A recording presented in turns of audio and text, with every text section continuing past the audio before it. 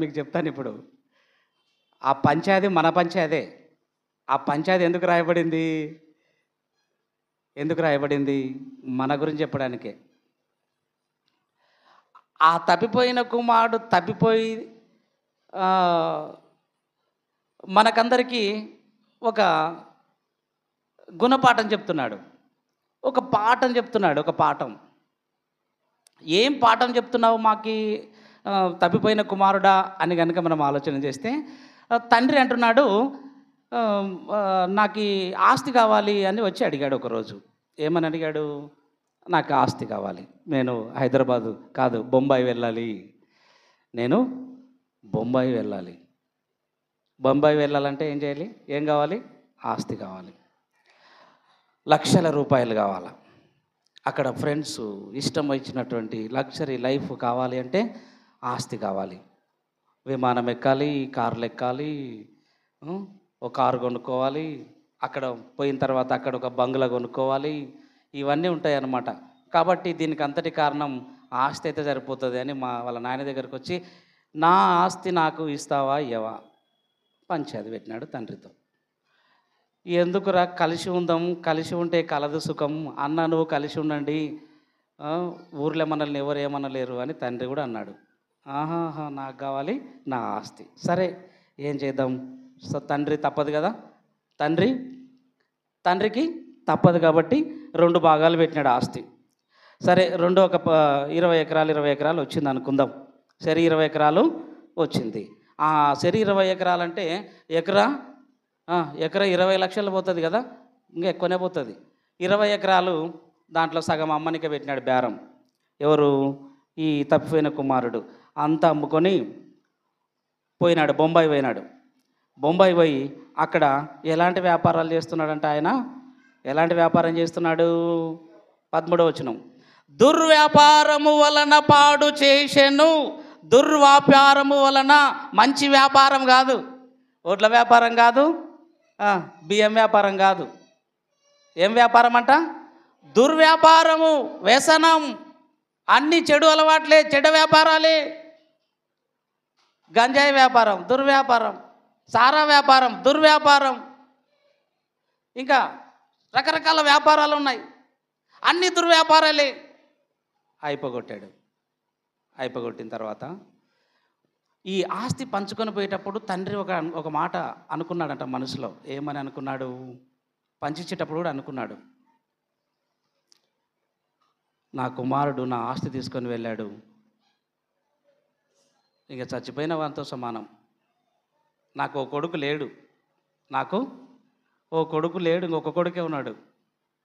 ఏ తండ్రి అయినా అనుకుంటాడా అనుకోడా? వాడు ఉండి ఒకటే, లేక ఒకటే. చెడ్డ కుమారుడు, మంచి కుమారుడు ఇద్దరు ఉంటారు తండ్రికి. పెద్దోడు మంచివాడు, చిన్నోడు చెడ్డోడు. వాడు ఉండి లాభం లేదు, వాడు బతికి కూడా చచ్చినట్టే అంటాడు తండ్రి. వాడు బ్రతికి ఉన్నా చచ్చినట్లే. ఇప్పుడు పోయినాడు, లేడు, చచ్చిపోయినాడు. తండ్రి ఒప్పుకుంటున్నాడు, ఈ నా కుమారుడు చచ్చిపోయాడు, పోయిన తర్వాత చచ్చిపోయాడు, అంతే. ఇంకా పోయేంత వరకు, అంటే పోయిన తర్వాత చచ్చిపోయినాడు అనుకున్నాడు తండ్రి. నా కొడుకు చచ్చిపోయాడు, ఎందుకంటే నా దగ్గర నుంచి దూరదేశం తప్పించుకొని వెళ్ళిపోయాడు కనుక చచ్చిపోయాడు. ఇప్పుడు ఈ స్టోరీ ఇలా పెట్టుకుందాం. తప్పిపోయిన కుమారుడు ఎప్పుడైతే తప్పిపోయాడో చచ్చిపోయాడు, చచ్చిన వానితో సమానం. తండ్రే ఒప్పుకుంటున్నాడు, ఈ నా కుమారుడు తప్పిపోయాడు, చచ్చిపోయాడు. తండ్రి ఇంటి నుంచి ఎప్పుడైతే కుమారుడు తప్పిపోయాడో చచ్చిపోయాడు. ఇప్పుడు ఈడ ఒక తప్పిపోయిన కుమారుడు, ఇకరా బాబు, నువ్వు ఇకరా. ఏ పేరు నీ పేరు? బాగా వచ్చినావు. ఇక్కడ నిలబడు, ఈడ ఇక్కడ నిలబడు, ఇక్కడ అక్కడ మళ్ళీ. నీ పేరు ఏం పేరు? ఆనంద్.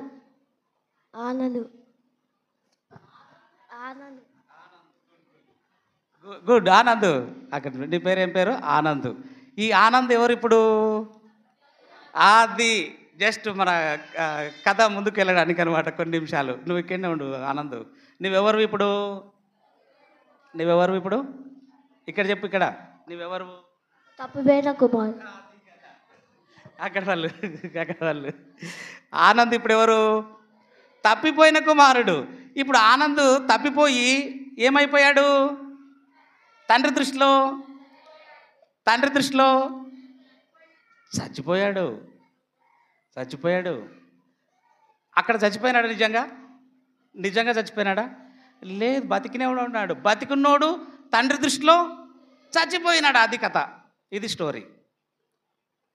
ఆనంద్ బతికే ఉన్నాడు, కానీ తండ్రి దృష్టిలో చచ్చిపోయాడు. ఎందుకు చచ్చిపోయాడు అంటే తండ్రికి దూరంగా పారిపోయాడు. తండ్రిని బాధ పెట్టి నొప్పించి పారిపోయాడు. తండ్రి ఆస్తిని తీసుకొని తండ్రి గుండెలపై తన్ని పారిపోయాడు. తండ్రి పరువు మర్యాద మీద తన్ని కాలు పెట్టి పారిపోయాడు. బజార్లో తండ్రి మర్యాద తీసి పారిపోయాడు. అలాంటి కుమారుడు బ్రతికిన్న కూడా చచ్చిపోయాడు తండ్రి దృష్టిలో. ఇది దాని కథ సారాంశం. తప్పిపోయిన కుమారుని యొక్క సారాంశం. ఈ తప్పిపోయిన కుమారుడు పోయినా చచ్చిపోయాడు, తప్పిపోయి చచ్చిపోయాడు. ఇది ఒక రకమైనటువంటి తప్పిపోయిన కుమారుడు. నేను రియల్గా చచ్చిపోయిన కొంతమంది గురించి మీకు జ్ఞాపకం చేస్తాను. రియల్గా చచ్చిపోయిన వారు బైబిల్లో ఫస్ట్ నుంచి భూమి మీద పాత నిబంధన గ్రంథంలో నుంచి క్రొత్త నిబంధన గ్రంథం వరకు చనిపోయిన వాళ్ళ పేర్లు చెప్పండి. చనిపోయి బ్రతికిన వాళ్ళ పేర్లు. స్త్రీలలో చెప్పారు. లాజరు చనిపోయి బ్రతికాడు, ఒకటి. యాయిరు కుమార్తె చనిపోయి బ్రతికింది, 2. నంబర్ 3 చెప్పండి. ఎంతమంది చచ్చిపోయి బ్రతికారు బైబిల్లో? సునేమీరాలు కుమారుడు గుడ్, చనిపోయి బ్రతికాడు. వెరీ గుడ్ అమ్మా, దేవునికి స్తోత్రం కలుగునుగాక. 3 అయ్యారు. ఏలియా రైట్, అక్కడ ఒక అబ్బాయి బ్రతికాడు. నంబర్ 4 ఇంకా అపోస్తల కార్యములలో 5 కనుక యవనస్తుడు బ్రతికాడు. Number 5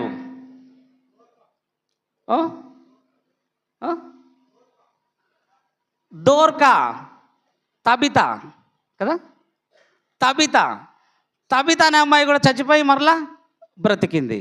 good. నంబర్ 6 ఇంకా పాత నిబంధన విధవరాలా, కొత్త నిబంధన విధవరాలా? గుడ్. విధవరాలి కుమారుడు. ఎవరామెది?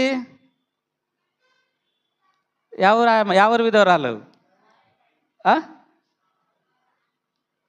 కరెక్టే. నాయన ఊరిలో ఒక విధవరాలు కుమారుడు చనిపోయి మరలా బ్రతికాడు. ఇంకా నంబర్ 7 చెప్పాలి. సారెపతు విధవరాల కొడుకుని మర్చిపోయినారే కదా, చనిపోయిందా? ఈ విధంగా కన్నా మనం చెప్పుకుంటూ పోతే బైబిల్లో చాలామంది, ఇంకా యాయిరు కుమార్తె అని చెప్పినారు కదా, రైట్. వీళ్ళు భౌతికంగా చనిపోయి మరలా బ్రతికిన వారు. లాజరు చనిపోయి మరలా బ్రతికాడు. తర్వాత ఐతుకు చనిపోయి మరలా బ్రతికాడు. తర్వాత నాయను కుమార్తె కొడుకు మరలా, విధవరాలి కుమారుడు చనిపోయి మరలా బ్రతికాడు. ఒక శతాధిపతి మరి ఆ యొక్క కుమార్తె చనిపోయి మరలా బ్రతికింది. సునేమీరాలు కుమారుడు కూడా చనిపోయి మరలా బ్రతికాడు. మొదటి రాజులు 17వ అధ్యాయం 21వ వచనంలో విధవరాలి కుమారుడు కూడా చనిపోయి మరలా బ్రతికాడు. యొప్పేలో కూడా తబిత చనిపోయి మరలా బ్రతికింది. ఐతుకనే ఒక అబ్బాయిని పౌలు మరలా బ్రతికించాడు. తబితను కూడా పేతురు మరలా బ్రతికించాడు. ఇలా చెప్పుకుంటూ పోతే వీళ్ళంతా చనిపోయి మరలా బ్రతికారు.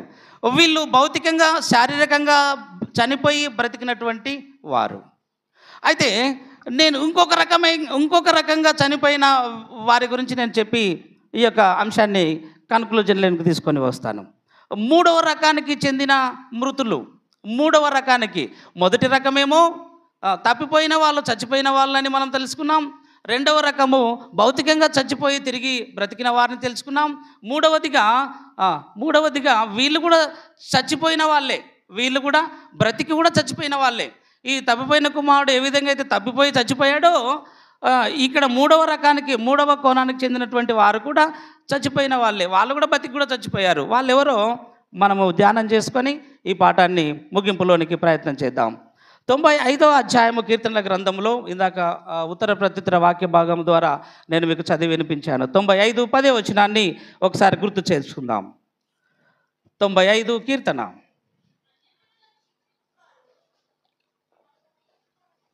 ఉమ్. 95:10 40 ఏండ్ల కాలము ఆ తరము వారి వలన నేను విసిగిపోయాను. వారు హృదయమున తప్పిపోవు ప్రజలు. చాలున్నా, వారు హృదయమును తప్పిపోయిన ప్రజలు. హృదయ ఆలోచనలను ఎల్లప్పుడూ వారి యొక్క హృదయం యొక్క ఊహల్లోని తలంపులు ఎల్లప్పుడూ కేవలము, చెప్పండి, ఎల్లప్పుడూ కేవలము చెడ్డవి. హృదయమందు ఎల్లప్పుడూ తప్పిపోవు ప్రజలు అంటున్నాడు దేవుడు. అంటే హృదయములో తప్పిపోతున్నారు. ఎక్కడ తప్పిపోతున్నారు? ఇంట్లో నుంచి కాదు, ఊర్లో నుంచి కాదు. ఈ అబ్బాయి ఎక్కడి నుంచి తప్పిపోయాడు? ఆనంద్ ఎక్కడి నుంచి తప్పిపోయాడు?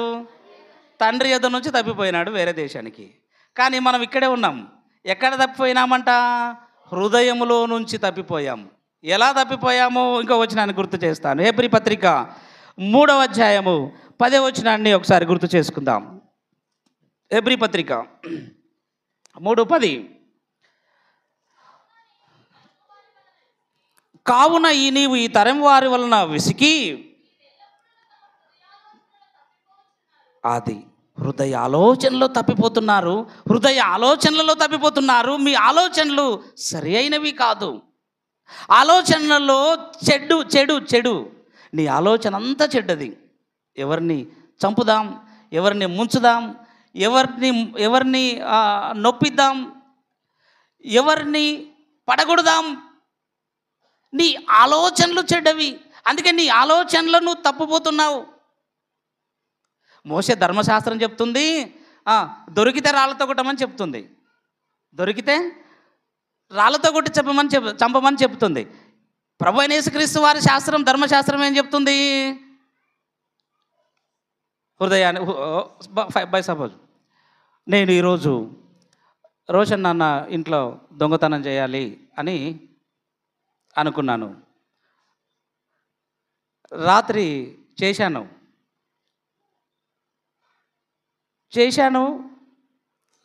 ఇక నేనే చేసినానని తెలిసింది.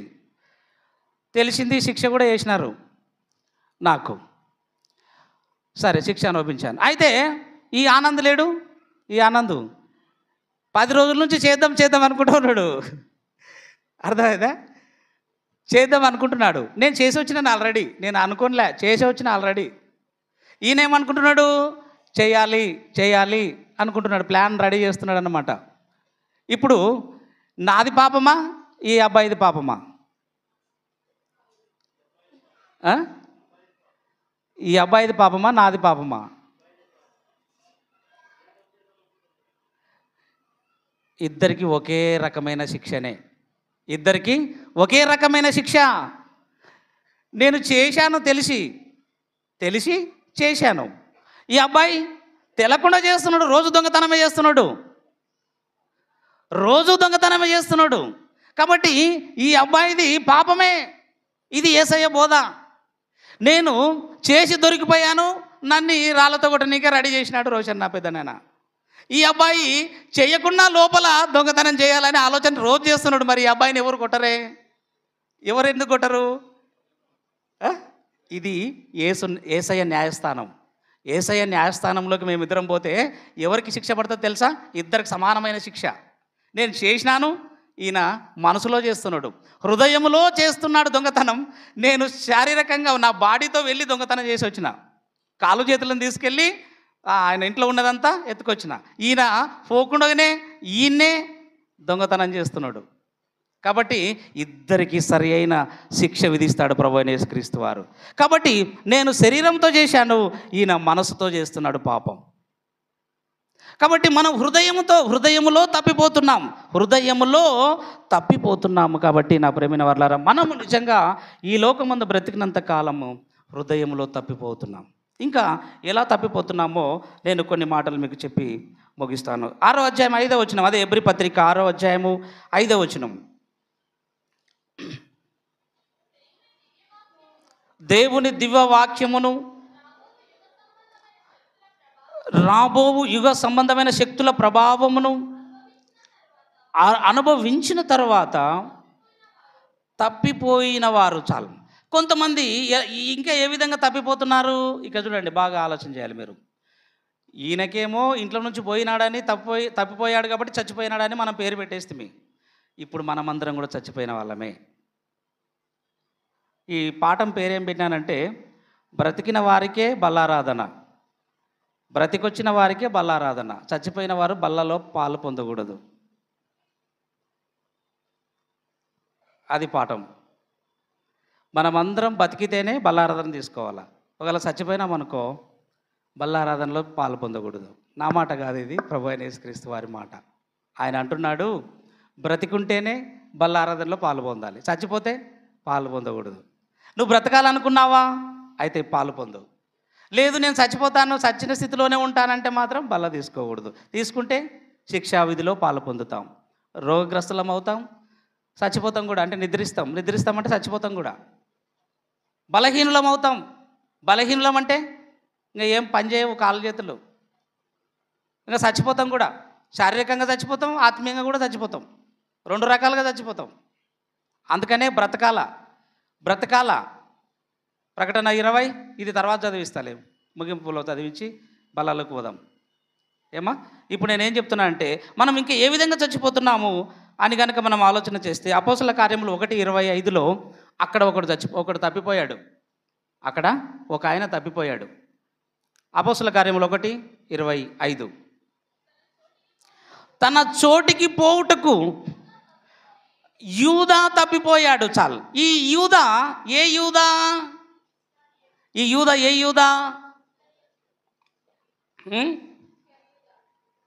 ఇస్కరియోతు యూదా. ఈ యూదా ఏ యూదా? ఇస్కరియోతు యూదా. ఈయన తప్పిపోయాడట. తప్పిపోతే మన దృష్టిలో ఎవరు? తప్పిపోయిన వాడు మన దృష్టిలో ఎవరు? మన పాఠం లెసన్ ప్రకారము తప్పిపోయిన వాడు ఎవరితో సమానము? అంతే. తప్పిపోతే చచ్చిపోయినట్లే. యేసయ్య దగ్గర నుంచి తప్పిపోయాడు మా అన్న. యేసయ్య దగ్గర నుంచి తప్పిపోయాడు కాబట్టి లూకా సువార్త 15వ అధ్యాయం ప్రకారము తప్పిపోతే చచ్చిపోయినట్లే. కాబట్టి ఇస్కరియోతు యూదా తన చోటికి పోవుటకు తప్పిపోయాడు అంటే చచ్చిపోయాడు, బతికి కూడా చచ్చిపోయినట్లే. కాబట్టి ఈ ఇస్కరియోతు యూదా తప్పిపోయాడు. ఇంకొక వ్యక్తి గురించి మనం ఆలోచన చేద్దాం. తిమోతి పత్రిక 2వ పత్రిక 2:18 వచ్చినండి, త్వరగా చదవండి. తిమోతి 2:18.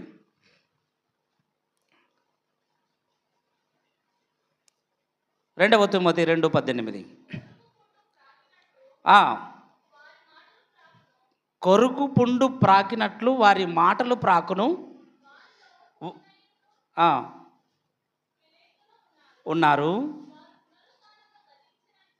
చెప్పుచు సత్యము విషయమై తప్పిపోతున్నారంట వాళ్ళు. సత్యం విషయమై, సత్యం అంటే నీ వాక్యమే. సత్యం విషయమై తప్పిపోయారంట. సత్యము నీ వాక్యమే సత్యము. ఇందాక యోహాను సువార్త 17:17, యోహాను సువార్త 14:6లో మనం చదువుకున్నాం కదా, నీ వాక్యమే సత్యము. ఆ సత్యం విషయమై అందరము తప్పిపోతున్నాం. నీవు తప్పిపోయినావు, నేను తప్పిపోయినాను, అందరం తప్పిపోతున్నాం. వాక్యం లేదు, వాక్యము హృదయంలో లేదు. సత్యం విషయమై తప్పిపోయిన వారు అంటే ఇప్పుడు అందరూ ఎవరంట? ఇప్పుడు దేవుని దృష్టిలో అందరూ సత్యం విషయమై తప్పిపోయినారు అంటే అందరూ, గట్టిగా చెప్పడమ్మా, అందరము బ్రతికిన వారమా చచ్చిపోయిన వారమా? అందరము చచ్చిపోయిన వారం. దేవునికి మహిమ కలుగును గాక. అయ్యో, చచ్చిపోయినామంటే కూడా మహిమనా? చూడండి, ఎంత ధ్యానిస్తూ ఉంటే ఎంత అద్భుతంగా ఉంటుంది చూడండి ఒకసారి. మనమందరము వాక్యం లేకపోతే మనమంతా ఎవరమంట? చచ్చిపోయిన వాళ్ళమే. ఇంకో మాట చదువుకుందాం మన యొక్క లెసన్ కొరకు. అదే, తిన్నని మార్గమును విడిచి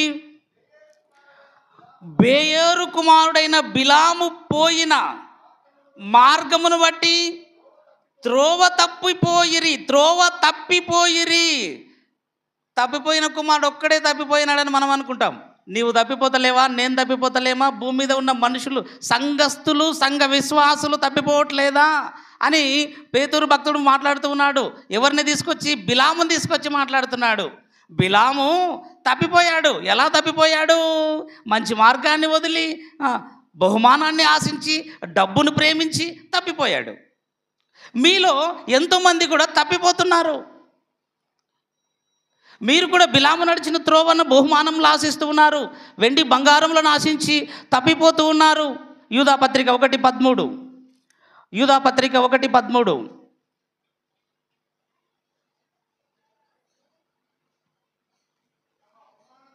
తమ అవమానమును నొరుగును వెళ్ళగ్రక్కు వారై ప్రచండమైన అలలుగాను మార్గము తప్పి తిరుగు చుక్కలుగాను ఉందురు. మార్గము తప్పి తిరుగుచున్నాం మనమంతా. మనకు మార్గం ఎవరు?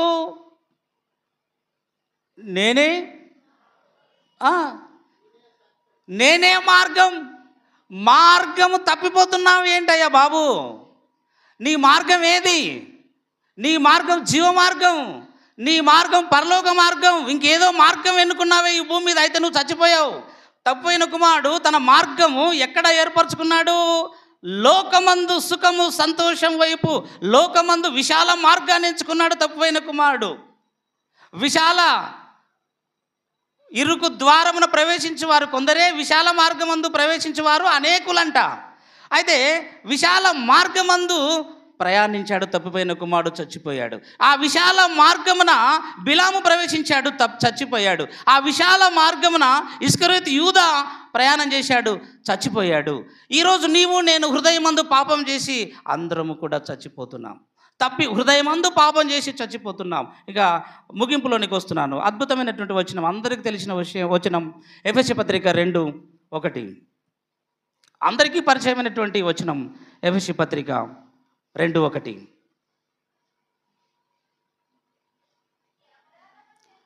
నీవు అపరాధం చేశావు, నేను అపరాధం చేశాను. నీవు పాపం చేశావు, నేను పాపం చేశాను. భూమి మీద ఉన్న ప్రజలందరూ పాపం చేశారు, అపరాధం చేశారు. చేసిన వాళ్ళంతా ఎవరంట? చచ్చిపోయిన వారు. చేసిన వాళ్ళంతా అబద్ధం ఆడేవాళ్ళు, పాపం చేసేవాళ్ళు, దొంగతనం చేసేవాళ్ళు, వ్యభిచరించేవారు, లోకములో హృదయములో దురాలోచనలు, కపటము, ద్వేషము, మత్సరములు ఇవన్నీ మరి కల్పించుకునే వాళ్ళందరూ కూడా ఎవరంటే హృదయమందు తప్పిపోయిన వారు. ఈ హృదయమందు తప్పిపోయిన వారంతా కూడా ఎవరంట? చచ్చిపోయిన వారే. ఇప్పుడు మనం బ్రతుకుట వద్దాం, బ్రతికి బల్లారదనలోకి పోదాం. సరేనా? ఇప్పుడు ఈ తప్పిపోయిన మళ్ళీ ఆనంద్ అన్న నిన్ను పలకరేనికి వస్తున్నాంలే, నువ్వు టెన్షన్ పడాక నీ దగ్గరికి వస్తున్నావు. ఆనంద్ చాలాసేపు పాపం ఏమైనా ఇబ్బంది ఉందా? ఇంకా 10 నిమిషాలు నిలబడతావు కదా. Thank you Anand, very good. నీకు నీళ్ళు ఇస్తలే తర్వాత దాదు. రైట్, ఇప్పుడు బతుకుదాం, అందరిని బతికించుకుంటూ వద్దాం. ఫస్ట్ అందరు బతకాలంటే భౌతికంగా చచ్చిపోయిన వాళ్ళు బతికినారా లేదా అని ఆలోచించేద్దాం. కొత్త నిబంధనలో మన లాజరు చచ్చిపోయి బ్రతికినాడా లేదా? లాజరు బయటికి రా అనగానే లాజరు వచ్చాడా లేదా? దేవునికి మహిమ కలుగునుగాక. లాజరు చచ్చిపోయి బతికినాడు యేసయ్య మాటకు. దేవునికి స్తోత్రం కలుగునుగాక. యాయిరు కుమార్తె చిన్నదానా? చెప్పండి, చిన్నదానా లెమ్మనగా లేచి దిగ్గున లేచి కూర్చున్నాను. దేవునికి స్తోత్రం కలుగునుగాక. ఇంకెవరిని బ్రతికించినాడు కదా చెప్పండి. ఆమె నాయను నాయను అనే ఊరిలో విధవరాలి కుమారుడు చిన్నబాబు లెమ్మనగా చిన్నబాబు లేచి కూర్చున్నాడు. ఎవరు? ఆ విధవరాలి కుమారుడు. పాపం చిన్నబాబు లేచి కూర్చున్నాడు, ఆ చిన్నది లేచి కూర్చోంది, లాజరు లేచి బయటకు వచ్చాడు, ఐతుకు లేచి బయటకు వచ్చాడు, తబిత లేచి కూర్చుంది, విధవరాలి కుమారుడు లేచి కూర్చుంది. వాళ్ళందరూ పిలవగానే ఇంకా ఇప్పుడు అక్కడ పోయి ఈయన దగ్గరికి వద్దాం. అక్కడ పోయి అన్నీ అయిపోగొట్టుకున్నాడు. అయిపోగొట్టుకొని జోబు ఖాళీ.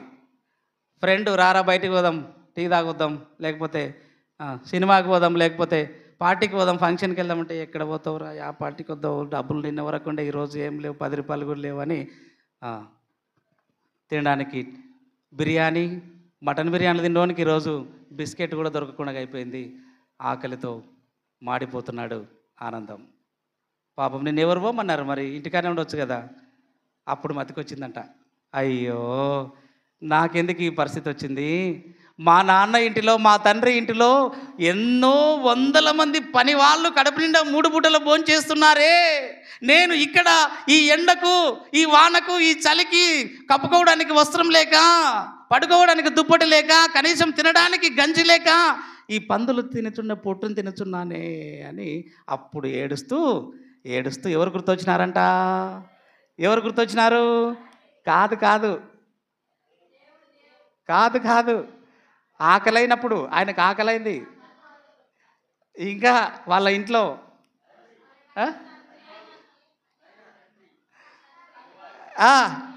పని వాళ్ళు గుర్తొచ్చినారు. మా ఇంట్లో పని చేస్తున్న మేలు నాకంటే, మా జీతగాళ్ళ మేలు 3 పూటల్లో కమ్మగా తింటున్నారు, నాకెందుకు ఈ శ్రమ అని ఆ మాట చదవండి ఒకసారి. వానికి బుద్ధి వచ్చినప్పుడు, వచనం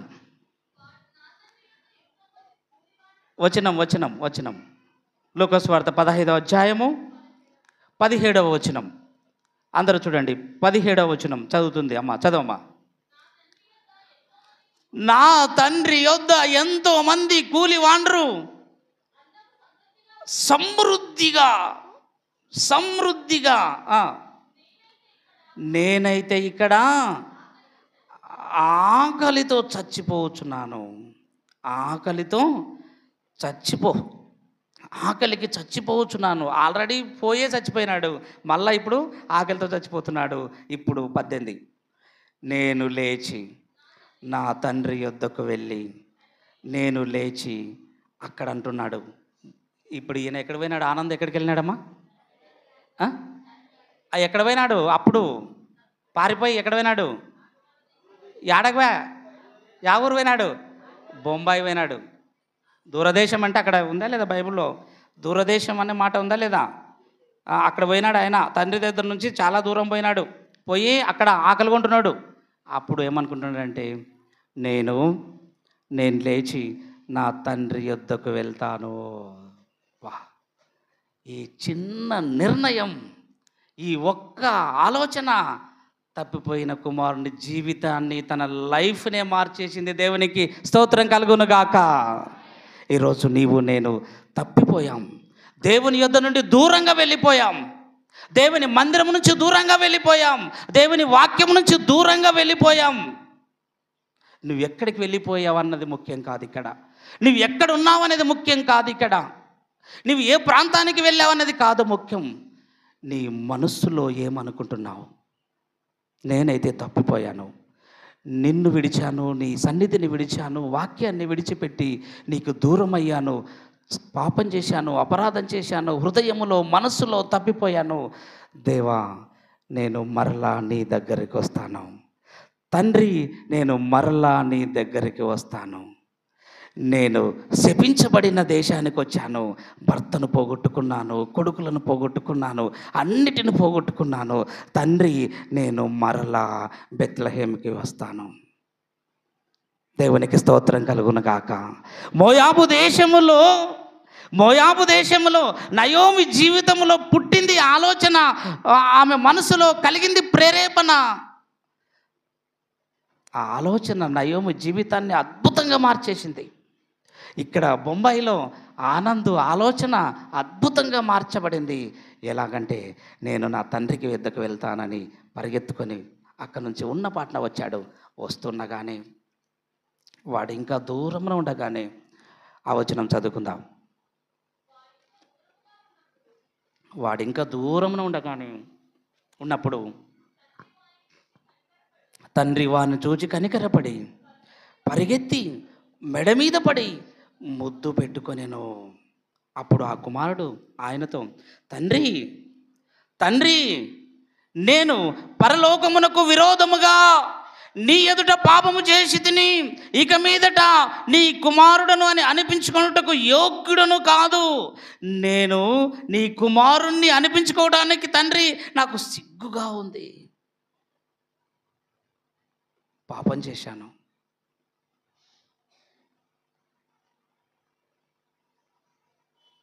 ఈ పశ్చాత్తాపం నీలో నాలో వస్తే తండ్రి మనల్ని హక్కున చేర్చుకోవడానికి ఎదురు చూస్తూ ఉన్నాడు. యేసయ్య సిలువలో చేతులు చాపిలా ప్రాణం వదిలాడు. ఎందుకోసం తెలుసా? తప్పిపోయిన నీవు ఆయన కౌగిట్లోకి రావాలని. దేవునికి మహిమ కలుగును గాక. చచ్చిపోయిన మనమందరము ఆయన కౌగిట్లోకి రావాలని చేతులు చాపి పిలుస్తూ ఉన్నాడు. నువ్వు వస్తే, బుద్ధి తెచ్చుకొని వస్తే, పాపమును వదిలిపెట్టి వస్తే నువ్వెవరో తెలుసా? ఇప్పుడు చదువుకుందాం. 24వ వచనం. ఈ నా కుమారుడు చనిపోయి మరలా బ్రతికను. తిరిగి వచ్చినందుకు బ్రతికాడా, వెళ్ళిపోయినందుకు బ్రతికాడా? తండ్రి ఇంటికి తిరిగి వచ్చినందుకు బ్రతికాడా, పోయినందుకు బ్రతికాడా? అందరూ చెప్పాలి గట్టిగా. తిరిగి వచ్చినందుకు బ్రతికాడు. తన తప్పు తెలుసుకున్నందుకు బ్రతికాడు. తన పాపం ఒప్పుకున్నందుకు బ్రతికాడు. తన అపరాధాలను సరిదిద్దుకున్నందుకు బ్రతికాడు. ఈరోజు నీవు నేను కూడా చచ్చిపోయిన వారమే. నీ తప్పు ఎప్పుడైతే తెలుసుకుంటావో నీవు బ్రతికిన దానవే. నీ తప్పు ఎప్పుడైతే తెలుసుకుంటావో నీవు బ్రతికిన వాడవే. నా తప్పు ఎప్పుడైతే తెలుసుకుంటానో నేను కూడా బ్రతికిన వాడనే. అలా బ్రతికిన వారమై మనం ఉండాలని మనవి చేస్తున్నాను. ఎంతమంది ఈరోజు ఈ నిర్ణయాన్ని కలిగి బల్ల దగ్గరకు వస్తారు? ఎంతమంది బ్రతికిన వారై బలలో ప్రవేశిస్తారు, బలలో చేయి వేస్తారు? నువ్వు చేయి వేయాలనుకుంటున్నావా? నువ్వు రొట్టెలో పాలు పొందాలనుకుంటున్నామా? మనమందరం కూడా ద్రాక్షారసము రొట్టెలో పాలు పొందాలనుకుంటున్నామా? అయితే మీరు బ్రతకాలి అంటే తప్పొప్పుకోవాలి. తండ్రి, పరలోకానికి నీకు విరోధంగా పాపం చేశాను అన్నాడు తప్పిపోయిన కుమారుడు. అయితే నీవు హృదయంలో తప్పిపోయావు, మనసులో తప్పిపోయావు, ప్రవర్తనలో తప్పిపోయావు, అపరాధములు చేసి తప్పిపోయావు. చచ్చిపోయిన వారం మనమంతా. మరలా మనం బ్రతకాలి అంటే ఒప్పుకోవాలి, తప్పు ఒప్పుకోవాలి, పాపం ఒప్పుకోవాలి, అపరాధాలు ఒప్పుకోవాలి. అప్పుడే నువ్వు బ్రతుకుతావు. బ్రతికితేనే బల్లారాధన టైటిల్. బ్రతికితేనే బల్లారాధనలో చేయి వేయాలి, లేకపోతే వేయకూడదు. ఇప్పుడు ముగింపు వచనం చదువుకొని ప్రార్థన చేస్తాను. ప్రకటన 24వ వచనాన్ని నాతో పాటు అందరూ చదువుకొని ప్రార్థన చేసుకుందాం. లేదు నేను ఇంకా పాపములే ఉండి బల్లలో చేయి వేస్తానంటే మాత్రం దేవుడు ఒప్పుకోడు. నువ్వు చచ్చిన వాడవే కానీ బ్రతికిన వాడవు కాదు. మనము పాపములు ఒప్పుకోకుండా రొట్టె తింటే మనం చచ్చిపోయిన వాళ్ళమే కానీ బ్రతికిన వాళ్ళం కాదు. మన మనసులు సరి చేసుకోకుండా రొట్టెలో చేయి వేస్తే మనం చచ్చిపోయిన వాళ్ళమే కానీ బ్రతికిన వాళ్ళం కాదు. 4వ వచనం, ప్రకటన 20వ అధ్యాయం 4వ వచనం. అందరూ ఈ వచనాన్ని చదవాలి, చూడాలి. 20వ అధ్యాయము 4.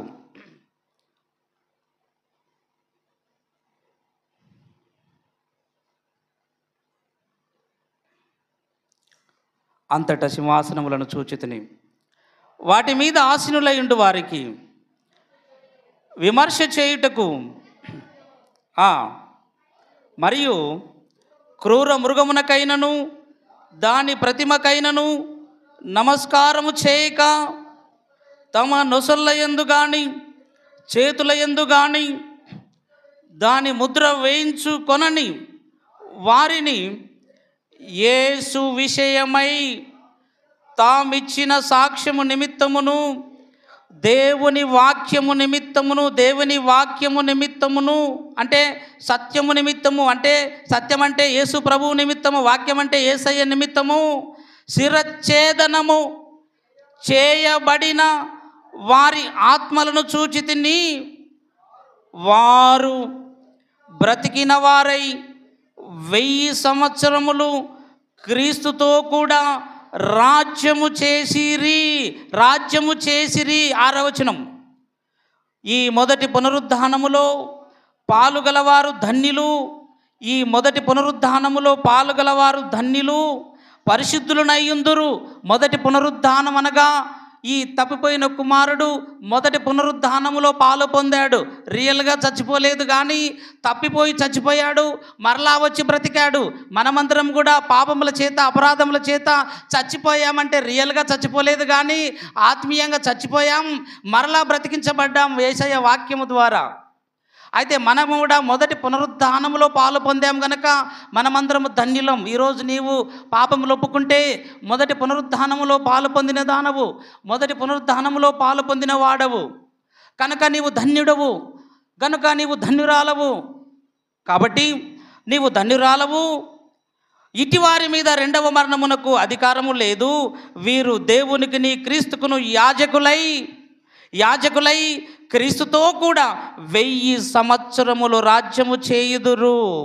వీరు యాజకులై 1000 సంవత్సరములు బల్లలో పాలు పొందుదురు.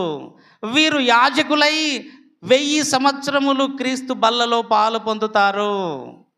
యాజకులై బల్లలో పాలు పొందుతారు. మొదటి పేతురు పత్రిక 2:5 వచనములో మనల్ని దేవుడు యాజకులను గాను రాజులైన యాజక సమూహముగా చేశాడు. ఆయన రక్తం వలన ఇప్పుడు మీరు యాజకులయ్యారు, పరిశుద్ధులయ్యారు, ఏర్పరచబడిన జనమయ్యాము, వంశమయ్యాము.